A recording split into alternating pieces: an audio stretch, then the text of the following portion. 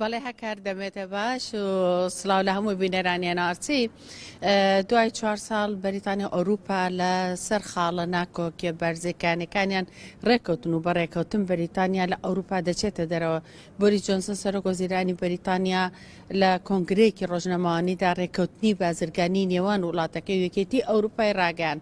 لەبارەی ڕێککەوتنەکە وتی ڕێککەوتنەکە سوود بە هەردوو لای کەناڵی ئینگلیزی دەگەێنێت. ئەوە بۆ هەموو ئەوروپا و بەریتانیا گرنگە و هەلی کار و خۆشگوزەرانی لە هەموو کیشوەری ئەوروپا دابین دەکات و هاوکار لەگەڵ لە بەریتانیاش.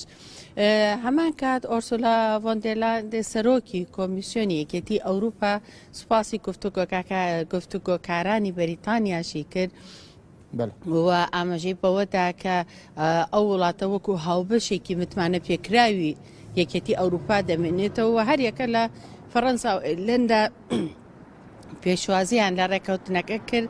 ئیمانوێل ماکرۆن سەرۆکی فەڕەنسا دەڵێت ڕێکەوتنەکە بۆ پاراستنی هاوڵاتیانمان و ماسیگران و بەرهەمێنارمان و بازرگانی هەردوو لامان بەگشتی گرنگە. هەروەها لیسترۆ سکرتێری بازرگانی نێودەوڵەتی ڕایگەیان ئەو ڕێکەوتنە دەبێتە هۆی دروستکردنی پەیوەندی بازرگانی بەهێز لەگەڵ برۆکسل و هاوبەشەکانی دیکەی جیهان.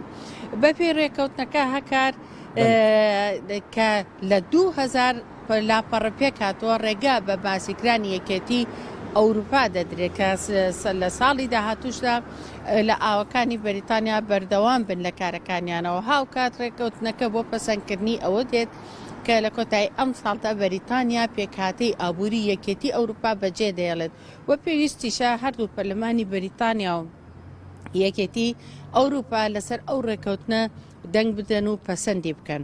وەک ئاهەنگێڕان بە بۆنەی ساڵی نوێ و سربەخۆی بەریتانیا و حکوومەتی بەریتانیا بڕیاریدا کە زەنگی بێکبن کە ماوەی چەند ساڵێکە لە نۆژەنکردنەوەیە سەری ساڵ 2 جار زەنگ لێک بدات لە 11 شەو بە کاتی بەریتانیا 11 بە کاتی برۆکسل و 12 بە کاتی بەریتانیا. هەرچی چەنە وڵاتەکە هەموو ئاهەنگەکانی ڕاگرتووە بەڵام ئەو شۆ زەنگەکەی بێکبن لێ ئەدا چووکە بە شێوێکی مێژووی دادەنرێت لە مێژووی بەریتانیا. بەڵێ هەکارە مەزانێت گەلەک سپاس بۆ نوشەگانە